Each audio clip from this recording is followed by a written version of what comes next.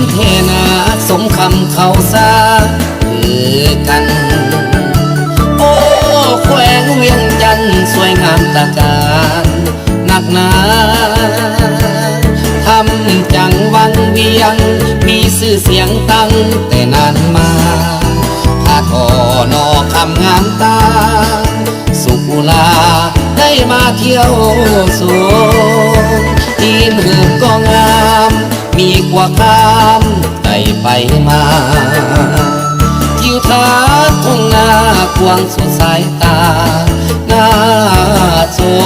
มเห็นภูเขาคำงามเด่นเป็นเมียงขวัญสาวแก้วอุดม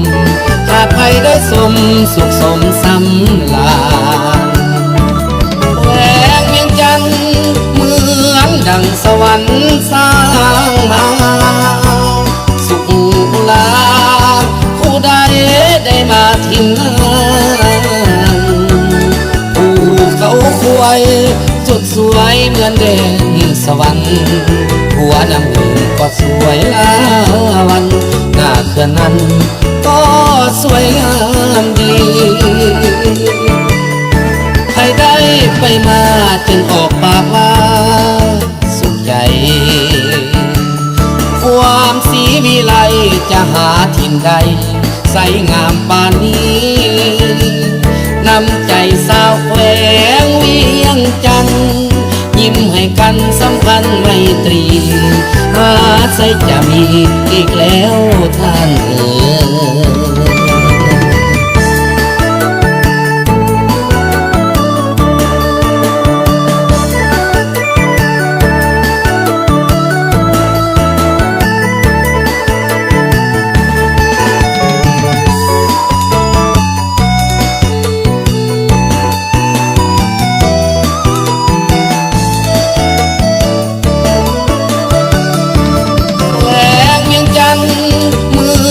ดังสวรรค์สร้า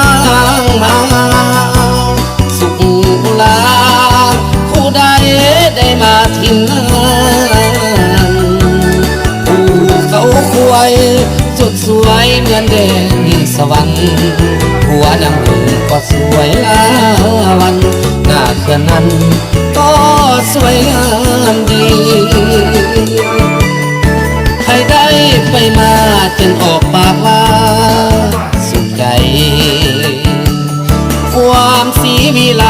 จะหาถิ่นใดใสงามปานนี้นำใจสาวแขวงเวียงจันทร์ยิ้มให้กันสัมพันธ์ไมตรีหาใส่จะมีอีกแล้วท่าน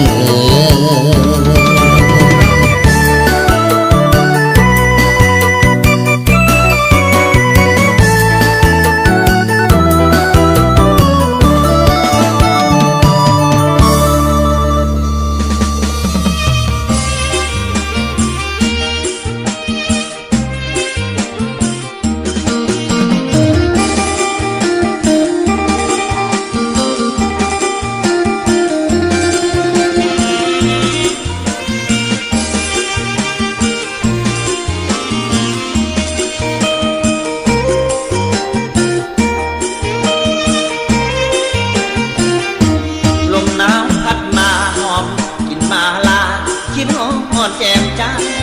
ผู้สาวแขวนวางพัดน้องนั้นอยู่กับผู้